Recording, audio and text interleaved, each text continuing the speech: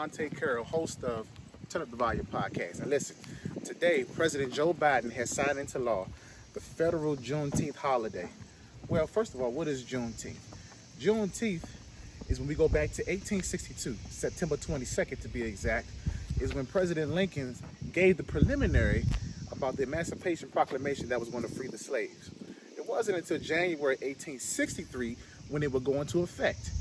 June 19th, 1865 is when General Gordon Granger went to Galveston, Texas to inform the slaves that they were free. Mind you, that's 2.5+ years when they were still operating as slaves. How can we commemorate, or how should we commemorate going forward Juneteenth? Well, the first thing is, be your best black self. What does that mean? Celebrate your people, celebrate the culture, celebrate who you are. Oftentimes we hear about white privilege, but watch this. It's also a blessing, and there's a privilege in being black. Be proud of who you are, be proud of your people, be proud of your culture, be proud of your race. Celebrate, have cookouts, because it's a day that we commemorate that our people were free in this nation. Another thing, educate, educate, educate. Talk to your children, talk to your grandparents. Find out those who may know the history, and then once you find the history, talk to those who don't know the history, so that we can find out and we can continue to learn about this, because the reality is a lot of us are just now learning about Juneteenth. Some of us, we just now found out about it in the Civil Rights era in the 50s and 60s.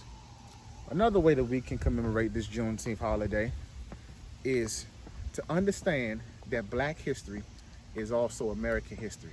What that means is American history is not always beautiful. It's not always pretty, and it should never be glossed over, even with our truths that we may be ashamed of. American history also consists of lynchings, beatings, rapes, murders, police brutality, and the list goes on and on and on.